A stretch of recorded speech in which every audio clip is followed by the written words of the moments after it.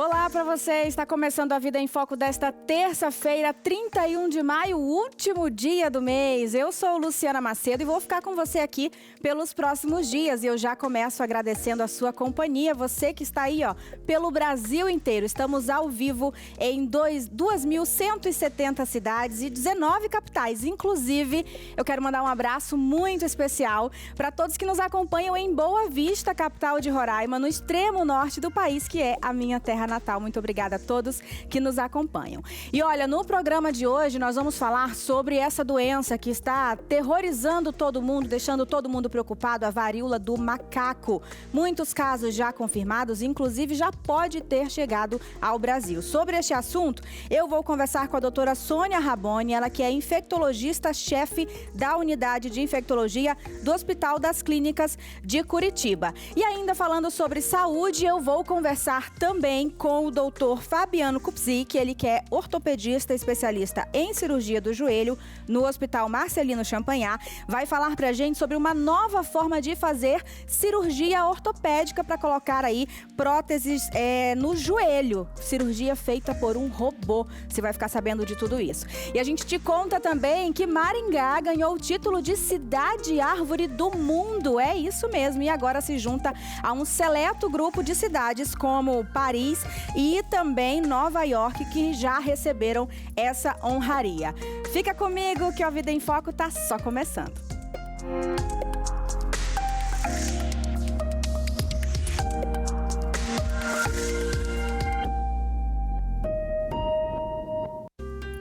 Bom, e você que acompanha a Vida em Foco deve estar se perguntando, cadê Carol Tormena? Gente, Carol está fazendo uma viagem pela Terra Santa, mas olha, boa notícia, nós vamos viajar com ela. A primeira parada da Carol foi na cidade de Nazaré, na Galileia. Vamos acompanhar um pouquinho de como é que foi essa experiência dela? Olá, você que acompanha o Vida em Foco. Eu estou aqui na Terra Santa. Chegamos de viagem, uma longa viagem, 11 horas mais ou menos de voo eu fui até a Suíça, depois da Suíça, só uma parada, né? Troca de voo, mais 4 horas até Tel Aviv. Mas nesse momento eu estou na cidade de Nazaré, que fica na Galileia, e foi o nosso primeiro ponto de parada, a Igreja da Anunciação. Então foi aqui que o anjo Gabriel apareceu a Maria. Eu vou virar aqui para você ver o tamanho aqui dessa construção. Talvez você fale assim, nossa Carol, mas é tudo muito grande, mas o local mesmo onde apareceu o anjo, que é a gruta, era a casa de Maria. Então, aqui eles têm esse costume de grutas mesmo, eles tinham, né, na época, por quê? Por causa do calor. Então, todas essas pedras que você vê, que são meio brancas, é o que predomina aqui. E eles construíam as grutas para ficar um local mais fresco para se morar, inclusive até para armazenar alimentos. E foi ali que apareceu. Então, nessa igreja, que hoje construíram a igreja, tem a gruta de Nazaré. E logo ao lado aqui, lá no fundo, onde você vê, ficava a casa de São José. Então, era muito próximo, né? Quando a gente olha, a cidade hoje tem em torno de 77 mil habitantes. Na época era considerada uma vila muito pequena, e por ser uma vila, né, tanto que lá na Bíblia eles falam, né, será que sai alguma coisa boa de Nazaré? Por quê? Porque eles eram vistos assim como os caipiras, como os isolados, até impuros, porque se misturava muito com gregos, com árabes, uma mistura muito, muito rica até, né, mas que era visto um pouco como impureza. Então, eu vou continuar aqui minha peregrinação, mas assim que eu parar, eu volto com você para mostrar um pouco mais essa Terra Santa que você vai acompanhar aí pela TV Evangelizar, especialmente aqui para o Vida em Foco, tá? Então um beijo para você, fica com Deus. Beijo, Carol. E olha, gente, nós vamos acompanhar essa viagem, tá? Ela vai mandar outros vídeos para que a gente possa também viver um pouquinho dessa experiência, ainda que à distância, né? Dessa experiência tão maravilhosa que ela está vivendo por lá.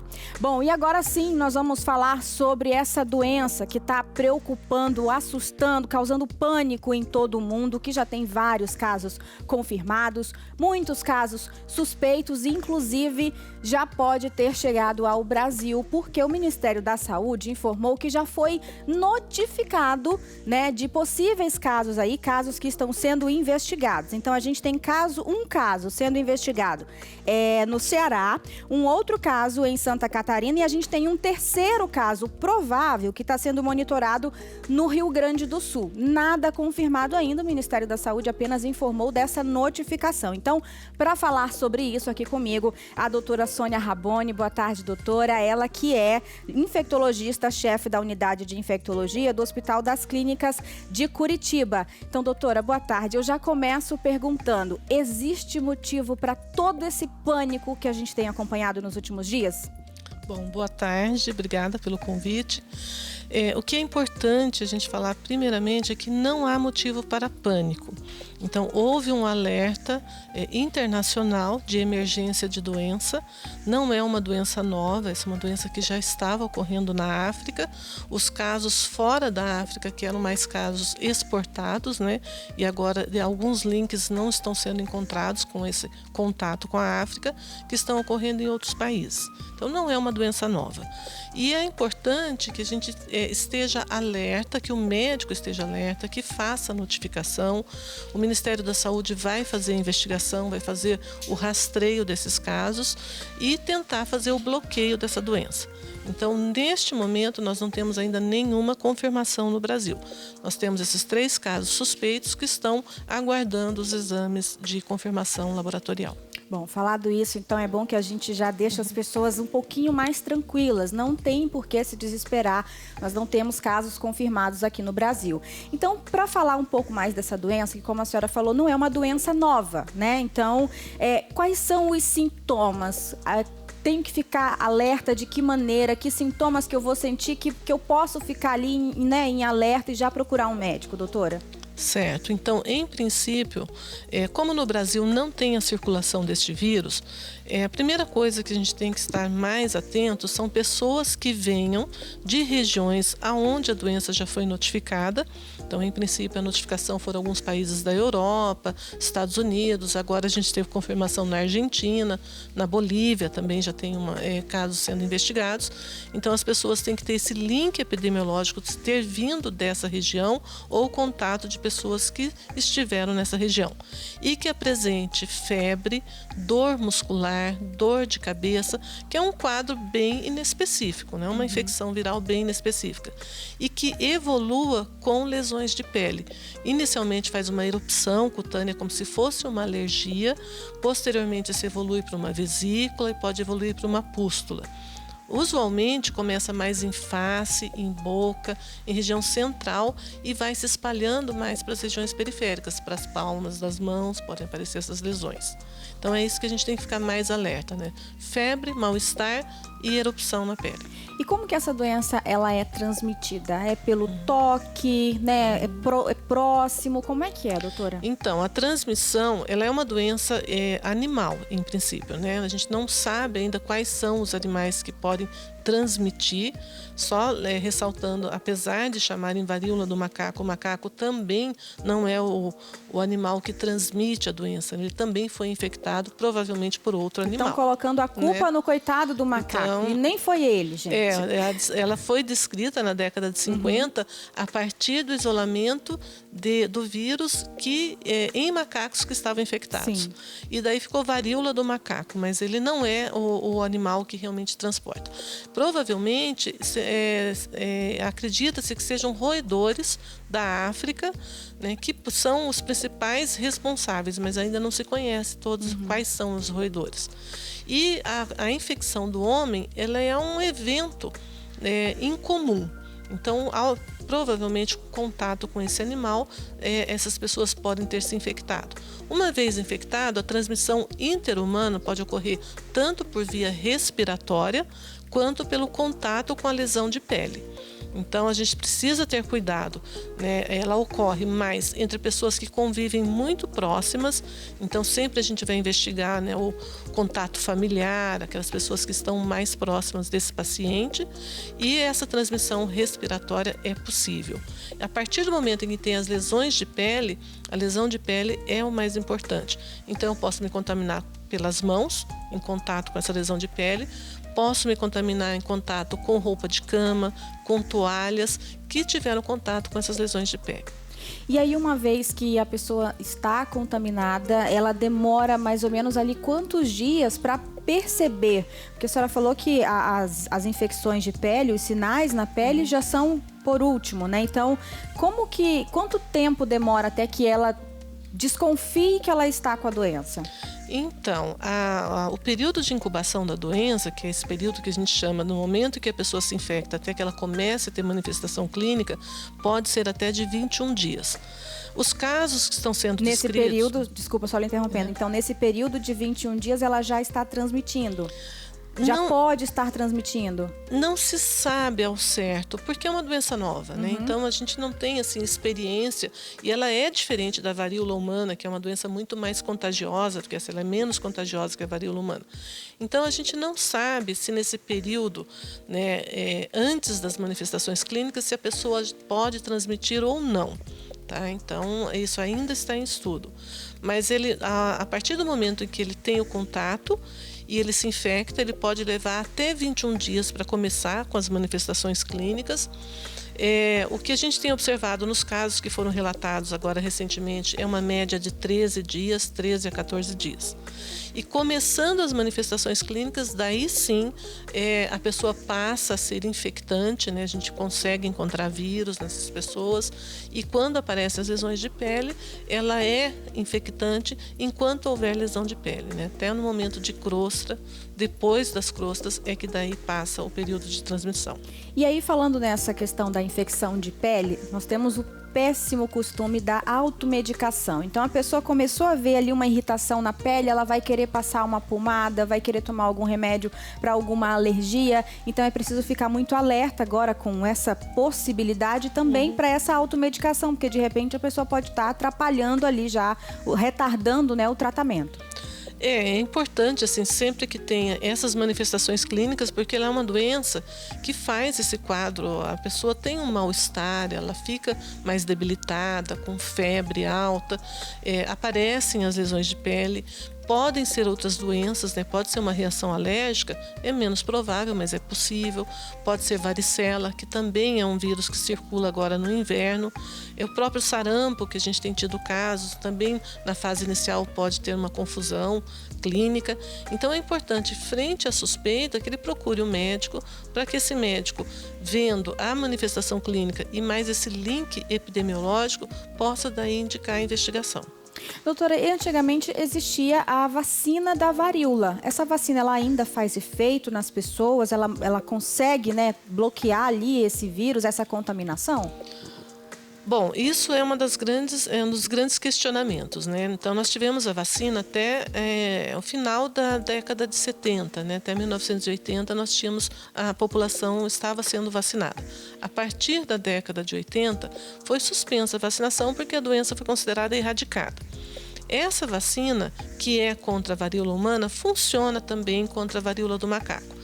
Então, essa população que foi vacinada, talvez ainda tenha anticorpos.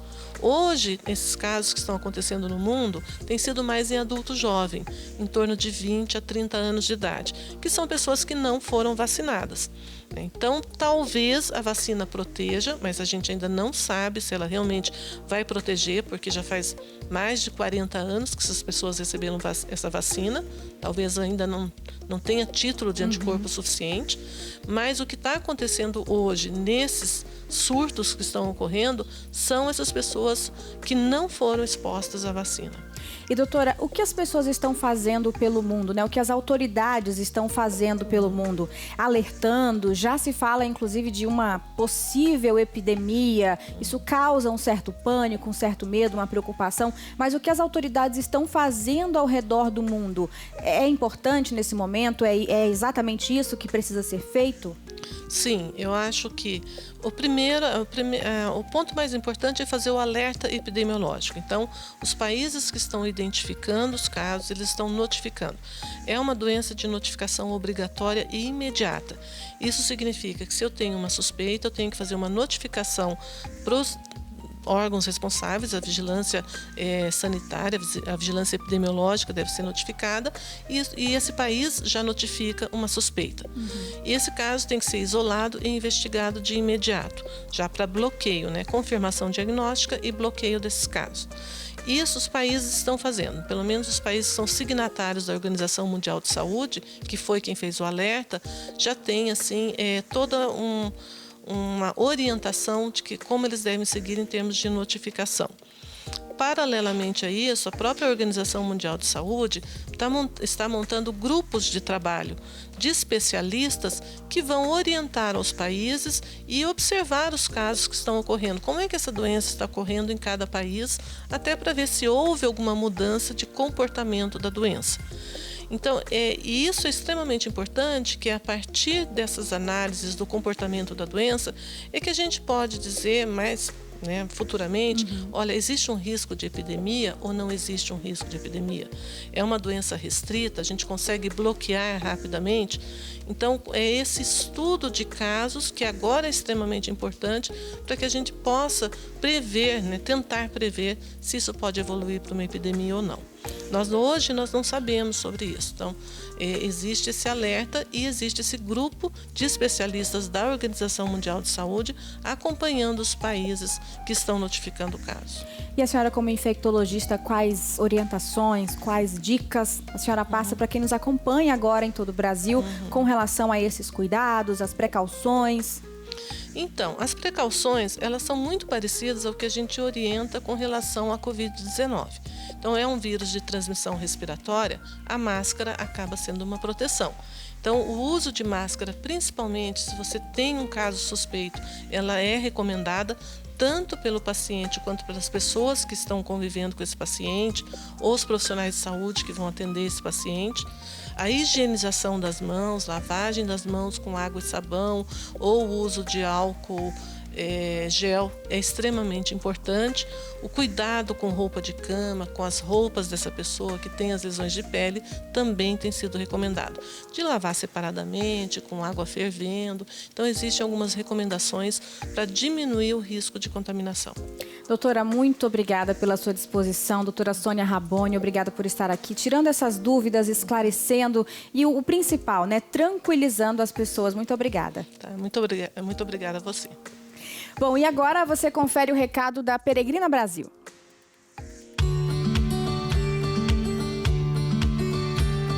Boa tarde a todos vocês da TV Evangelizar. Estamos juntos hoje, eu, Rogério. Eu, Alessandra. Para apresentar para vocês o projeto Somos Todos Peregrinos. Nós, com a TV Evangelizar, preparamos para 2022, 2023, vários roteiros com diversos padres para que você possa se organizar a conhecer a Terra Santa, Roma, o Vaticano, Itália, santuários marianos, Portugal, Espanha, França, Turquia, Grécia, ou seja, todos os locais. E nós preparamos o melhor para você. O que é o melhor? O que está incluso na nossa viagem, Alessandra? Na nossa viagem está incluso bilhetes aéreos, pensão completa, café, almoço e jantar, seguro saúde, hotéis 4, 5 estrelas e os guias locais em português. Tudo para que você possa vivenciar essa peregrinação com tranquilidade e conforto. Nossas viagens são peregrinações, mas não deixam de ser culturais. E também você, padre, missionário, fundador de comunidade, quiser preparar um grupo com toda a qualidade que a Peregrina Brasil e a TV Evangelizar vão disponibilizar para você, é só entrar em contato com a gente. Os nossos telefones e o WhatsApp é o mesmo número, 11 2942 8332, ou pelo site peregrinabrasil.com.br. Afinal, Alessandra, peregrinar também é evangelizar. E evangelizar é preciso. Peregrina Brasil e TV Evangelizar. Realizar o seu sonho é a nossa missão.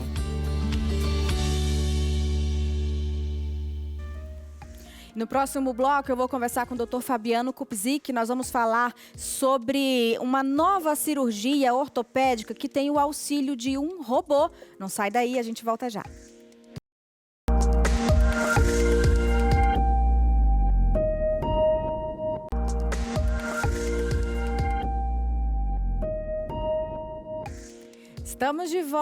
Estamos de volta com Vida em Foco nesta terça-feira, dia 31 de março. Quero mandar um abraço especial também para Juiz de Fora, que está fazendo aniversário hoje, completando 172 anos. Gente, Juiz de Fora é conhecida como a Manchester Mineira e tem uma importante tradição cultural que vai desde o artesanato até o teatro, a música e o esporte. Então, parabéns a todos aí, parabéns e um abraço também a todos os juízes foranos que nos acompanham. Você sabia que quem nasce em Juiz de Fora é juiz forano? Então, tá sabendo agora. Um abraço para todos vocês que nos acompanham. Parabéns, Juiz de Fora, pelos 172 anos.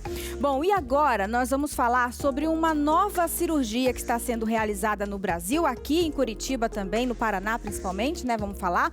Uma cirurgia que tem aí o auxílio de um robô, uma cirurgia robótica, que está sendo feita, né? Uma cirurgia ortopédica que já está facilitando a vida, é um auxílio para a medicina. Para falar sobre este assunto, eu vou conversar então com o doutor Fabiano Kupczyk, que eu acertei o nome dele de primeira, né, doutor? Muito bem, parabéns. Vou falar com o doutor Fabiano Kupczyk, que é ortopedista e especialista em cirurgia do joelho no Hospital Marcelino Champagnat. Então, doutor, primeiramente, vamos começar tirando a dúvida e tranquilizando também as pessoas. É um auxílio do robô, é isso? O robô não faz nada sozinho. Primeiramente, agradeço o convite, um prazer estar falando com vocês aqui hoje.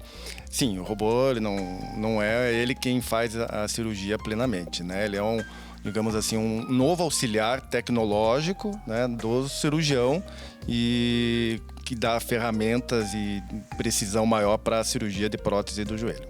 E aí, nesse momento, ele está sendo usado, né? Na verdade, nesse momento, assim, há 1 ano e meio já está sendo realizado no Brasil, né? Que o senhor falou. Exatamente. No Brasil, ele está 1 ano e meio, né? Ele já vem sendo utilizado há alguns anos, principalmente nos Estados Unidos. E hoje já tem várias indústrias que têm proporcionado essa nova tecnologia. Aqui em Curitiba, a gente já tem 2 robôs em 2 hospitais, né? O que eu utilizo no Hospital Marcelino Champagnat. E no Brasil, 1 ano e meio já, e hoje a gente tem aproximadamente mais de 500 cirurgias feitas no Brasil.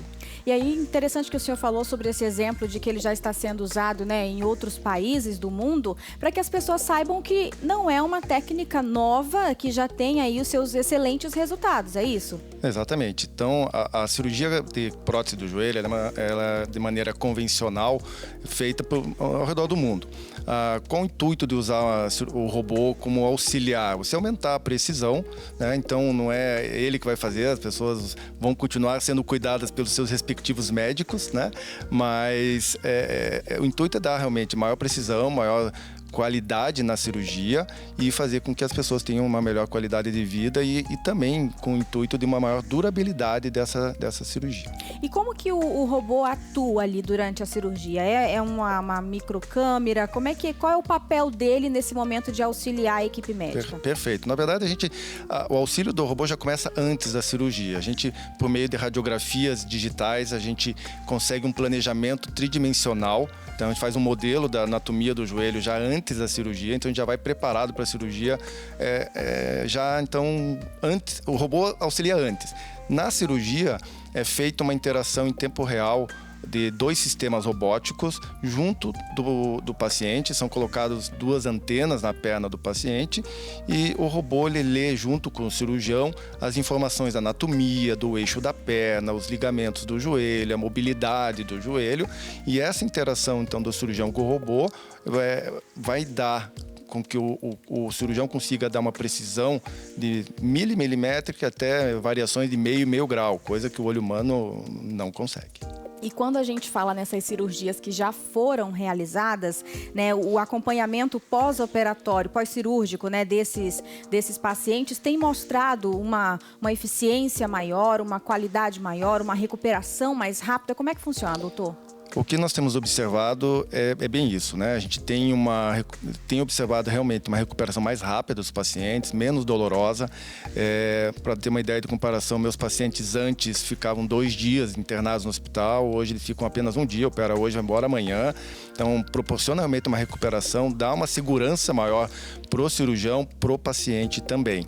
Tá?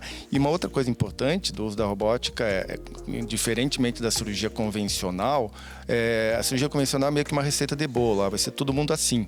A cirurgia robótica permite uma flexibilidade e uma individualização da cirurgia. Então, o cirurgião ele consegue, junto com o robô, ter pequenas variações e pelo discernimento do planejamento pré-operatório e no intraoperatório, você flexibilizar e dar fazer uma cirurgia mais realmente customizada para aquele caso. E aí a gente está falando aqui de todos esses benefícios, né, que o uso desse robô traz, tanto desde antes da cirurgia, né, como o senhor disse, então antes da cirurgia para fazer todo um mapeamento, durante, né, proporciona um benefício depois também, porque diminui o tempo de internação, de recuperação, mas ainda assim, doutor, existem muitas pessoas que têm um certo receio e pensam assim, não serei operado por um robô? Tem, né? Eu acho que é importante, inclusive, programas como o que nós estamos participando, que vocês fazem, essa divulgação da mídia, para as pessoas entenderem, né, que o médico ele quer ajudar, proporcionando mais precisão, e a tecnologia está aí para isso.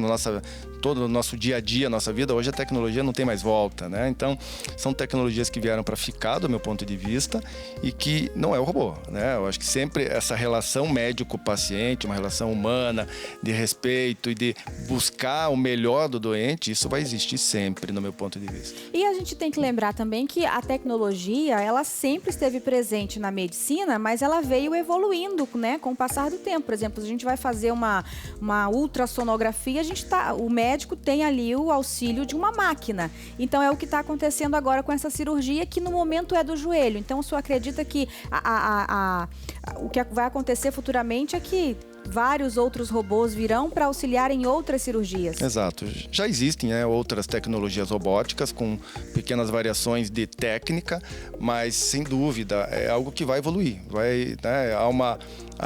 A indústria em geral que faz a produção das próteses está vendo resultados disso em diversos estudos biomecânicos, estudos científicos aí publicados internacionalmente, e a tendência é isso realmente se expandir mundialmente, né, com outras marcas de prótese também, né? Eu acho que a concorrência sempre também é válida e sempre no intuito de estar melhor, né? Então, ao redor do mundo, isso também está sendo realizado, e quanto mais você se aperfeiçoa e a tecnologia evolui, melhor a gente vai poder dar mais qualidade de vida para os nossos pacientes, que é o intuito realmente de fazer tudo isso. Falando em qualidade de vida, a gente está aqui, claro, falando sobre uma cirurgia que tem o auxílio de um robô. Mas a gente sabe que na grande maioria das vezes, a cirurgia é o último caso, é quando não tem mais o que fazer. Então, aproveitando, eu queria que o senhor falasse quais são aí os principais problemas no joelho que as pessoas têm e como a gente pode fazer para poupar esse nosso amiguinho aqui de todo dia. Perfeito, Luciana. Realmente, a cirurgia ela é feita para casos, a indicação essencial são casos de artrose, né, o desgaste da articulação, onde já não tem mais cartilagem. Então, está encostando osso com osso, as pessoas sofrem com dores e tudo. Então, esse já é o estágio final, né? Existem estágios intermediários de artrose, onde muitos não têm indicação de cirurgia, e não é porque tem robô que vai sair operando todo mundo, né? Não é isso. A gente opera realmente quem precisa. Então, esse estágio intermediário, uma artrose inicial, a conduta que a gente sempre recomenda: controle de peso, então fortalecimento muscular, com orientação de preferência de um profissional de educação física, fisioterapeutas, né? Sempre com a recomendação médica. As pessoas querem remédios, né? O remédio pode ser, existem atualmente diversos suplementos que podem ajudar na proteção da cartilagem. Então tem sim uma linha intermediária de tratamento não cirúrgico. Então, é importante as pessoas saberem disso também. Uhum. Quando a gente fala nessa cirurgia do joelho, que é feita por um robô, a gente já pensa logo assim, bom, um robô que é feita por um robô, não, perdão, tem o auxílio de um robô, a gente pensa assim, bom, então agora resolvi o meu problema, não precisarei mais de uma cirurgia. E aí as pessoas tendem a querer ir direto para a cirurgia para resolver o problema, mas isso que o senhor falou é importante também. A gente tem a prevenção e a gente tem ali um tratamento para evitar a cirurgia. Perfeito. A prevenção da artrose, ela começa antes de tê-la, na verdade, né? Então, desde a juventude, as pessoas praticar exercício físico regularmente, evitar muito exercício de impacto, controle do peso corporal. Quando você alia isso, é prevenção. A partir do momento que você tem já um estágio de artrose mais inicial, moderado, é possível o tratamento não cirúrgico. E no estágio já mais avançado, ou que outros tratamentos não deram certo, aí você vai falar sobre a cirurgia, onde a robótica entra para ajudar os pacientes. Doutor, muito obrigada pela sua presença, por esses esclarecimentos, porque como o senhor mesmo disse, muitas pessoas têm esse receio de não querer ser operada por um robô, mas a gente tem que lembrar que a tecnologia está aí, é para isso, e como o senhor disse, a tendência é só, né, virem mais robôs. Só vai aperfeiçoar, sem dúvida nenhuma, o tempo vai dar essa resposta, mas realmente o sentimento que a gente já vê hoje, vendo a satisfação dos nossos pacientes operados e a busca incessante da medicina em trazer melhores técnicas e aperfeiçoamento, melhores tratamentos para os nossos pacientes, então só vai melhorar com certeza. Muito obrigada, viu? Um prazer, obrigado, um abraço a todos.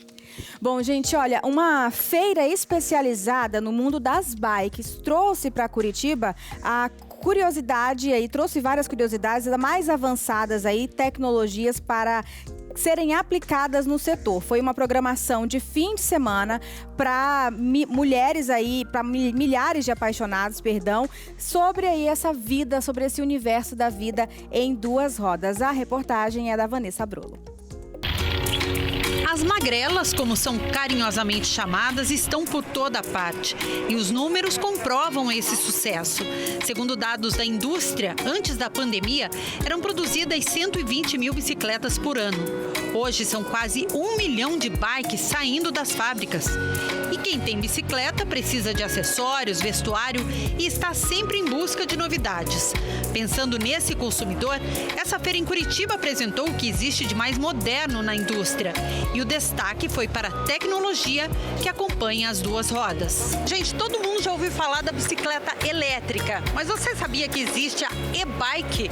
Pedi aqui para o Alisson, que é o organizador da feira, explicar para a gente qual é essa diferença. Essa, por exemplo, aqui é uma e-bike, é isso, Alisson? E-bike. Aqui tem uma espécie de um gerador. Você, ao pedalar, você faz uma força aqui, um pedal, e ele compensa como se fosse 5, 6, até 10 vezes. Então, ao pedalar, você vai sentir que um mínimo de força que você faz, ele te compensa, te joga mais para frente.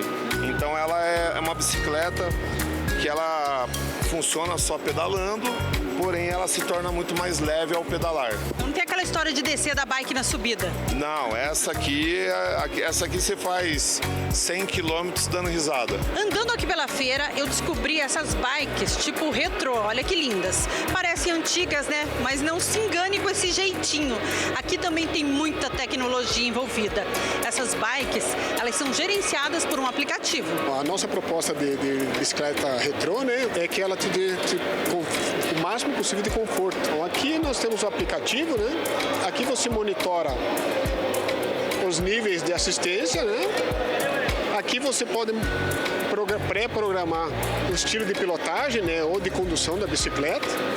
Deixando sair de casa, deixa ela toda programadinha, é só curtir daí.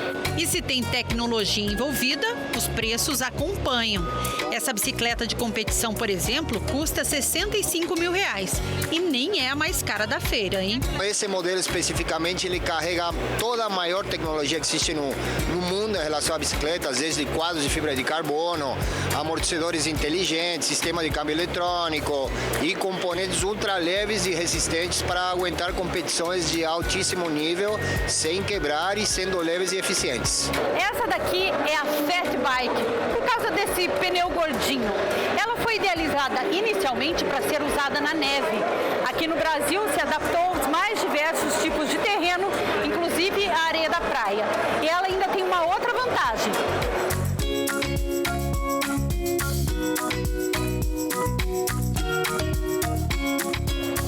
Muita tecnologia envolvida, mas para os amantes do ciclismo, além de ser meio de transporte, andar de bike é também um estilo de vida para aqueles que escolhem ter mais saúde no dia a dia. Para quem pedala não tem depressão, para quem pedala dorme bem, come bem.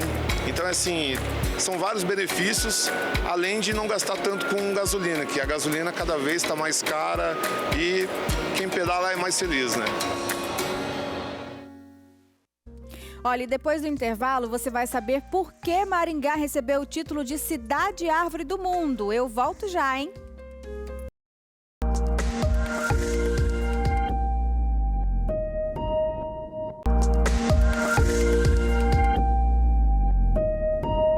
Estamos de volta com Vida em Foco e agora eu vou conversar com a Ana da loja Produtos que Evangelizam. Boa tarde, Ana. Boa tarde, Luciana. A gente está aqui para falar sobre uma linha muito especial. Apresenta pra gente então, Ana. Isso mesmo, o lançamento, né, da Produtos que Evangelizam. Trouxe essa linda coleção do Sagrado Coração de Jesus, Imaculado Coração de Maria, com as camisetas, as pulseiras, os nossos colares. Uma linha especial agora, né, para quem quiser aproveitar também o Dia dos Namorados. Luciana, dá para comprar pelo nosso site www.produtosqueevangelizam.com.br, né, através das nossas revendedoras por todo o Brasil e as nossas lojas físicas também, em Curitiba e Fortaleza. E aí, falando um pouquinho mais sobre cada produto, eu tô vendo aqui que a gente tem camisa tanto masculina quanto feminina, então dá para todos os estilos aí, né? Isso mesmo, masculina, feminina, as pulseiras também, né, para ambos os sexos, né? E quem quiser presentear aí para os Dias dos Namorados, dá tempo de comprar nosso site ainda para receber em casa.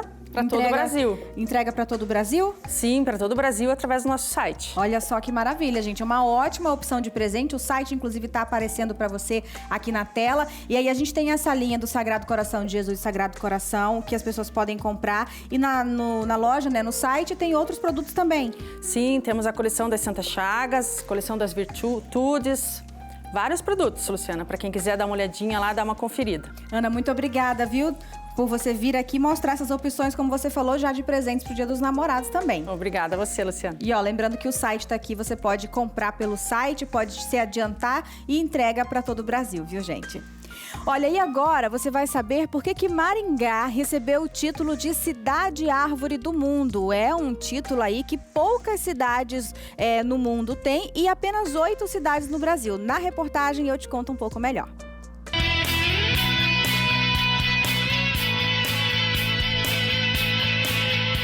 As árvores são marca registrada de Maringá e elas estão por todos os lados, nas ruas, praças, bosques, em todas as regiões. Por onde se olha, é possível contemplar não só o verde das folhas, mas o colorido das diversas flores que dão tom à cidade. E foram esses cenários, somados às ações de manejo arbórico, preservação e paisagismo, que deram a Maringá o título de Cidade Árvore do Mundo. As práticas de gestão ambiental foram reconhecidas pela Organização das Nações Unidas para a Agricultura e Alimentação e pela Fundação Arbor Day. Esse reconhecimento é muito importante para uma cidade que quer ser sustentável, que busca a sustentabilidade como Maringá. A gente sabe como as árvores de Maringá são importantes para os maringaenses, né? Todo mundo percebe o cuidado que a gente tem com as árvores. Maringá é uma das cidades mais arborizadas do país, então para a gente foi um título muito importante esse. Um reconhecimento que apenas 8 cidades no Brasil possuem, sendo Maringá a única no sul do país. A cidade agora passa a fazer parte de um seleto grupo de metrópoles com esse título, como Paris, Milão, Madrid e Nova York. Alguns números foram importantes para garantir o título internacional, como, por exemplo, as 21 áreas de preservação ambiental, sendo 14 parques, além de 90 praças, diversas calçadas ecológicas e uma floresta remanescente de Mata Atlântica. Atualmente, Maringá tem uma média de 150 mil árvores e elas são patrimônio cultural do município. A gente tem as nossas árvores muito bem cuidadas, que é feita a reposição, substituição. Nós temos o nosso paisagismo também, que deixa a cidade bonita, agradável, que traz a qualidade de vida para as pessoas. As legislações que cuidam do meio ambiente, questão de poluição. Então, tudo isso torna Maringá uma cidade muito sustentável. Uma cidade arborizada tem impacto direto na qualidade de vida dos seus moradores. Elas promovem um maior conforto térmico, temperaturas mais agradáveis, o aumento da umidade relativa e uma série de benefícios ecológicos. E quem mora aqui conhece bem as vantagens de viver cercado por árvores. É um privilégio. O Parque do Ingá é um exemplo, né? É lindo, todo mundo vem visitar. E aqui as árvores praticamente encobrem as ruas, né?